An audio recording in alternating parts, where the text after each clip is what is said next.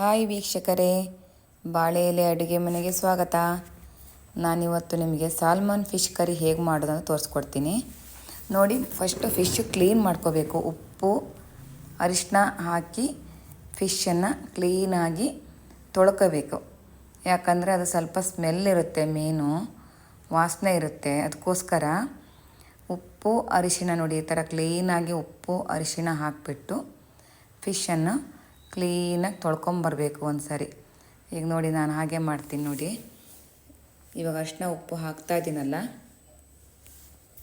ಈ ಥರ ಹಾಕಿಬಿಟ್ಟು ಫಿಶನ್ನ ಕ್ಲೀನಾಗಿ ನೀರಲ್ಲಿ ಕ್ಲೀನಾಗಿ ತೊಳ್ಕೊಬೇಕು. ಅದು ಲೋಳೆ ಎಲ್ಲ ಹೋಗಬೇಕು, ಇಲ್ಲಾಂದರೆ ಸಾರು ಚೆನ್ನಾಗಿ ಬರಲ್ಲ, ಸ್ಮೆಲ್ ಬರುತ್ತೆ, ಗೌಲು ವಾಸನೆ ಬರುತ್ತೆ ಸಾರು.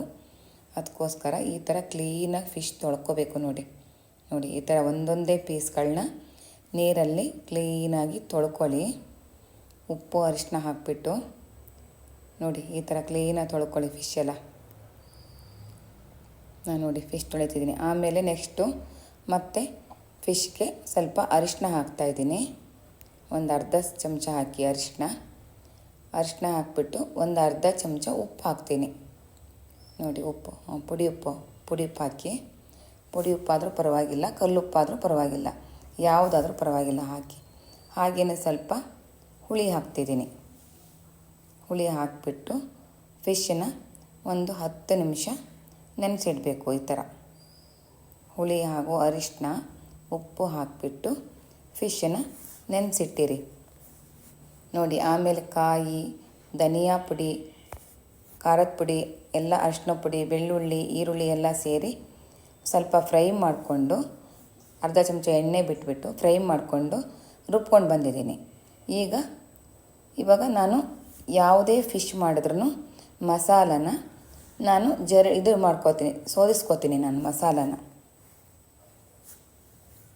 ಮಸಾಲ ಸೋದಿಸ್ಕೊಂಡು ನೋಡಿ ಒಂದು ಪಾತ್ರೆಗೆ ಹಾಕಿದ್ದೀನಿ. ಇವಾಗ ಹಾಕಿಬಿಟ್ಟು ಅದಕ್ಕೆ ಎಷ್ಟು ನೀರು ಬೇಕೋ ಅಷ್ಟು ಹಾಕಿಬಿಟ್ಟು ಕರಿಬೇವು, ಈರುಳ್ಳಿ, ಎಣ್ಣೆ ಎಲ್ಲ ಹಾಕಿ ಒಂದು ಸರಿ ಮಿಕ್ಸ್ ಮಾಡಬೇಕು.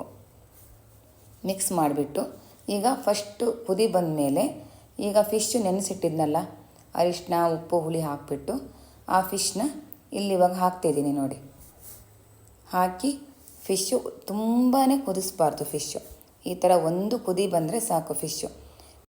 ಇವಾಗ ಫಿಶ್ ಕರಿ ರೆಡಿ ಆಯಿತು. ಲೈಕ್ ಮಾಡಿ, ಶೇರ್ ಮಾಡಿ. Thank you.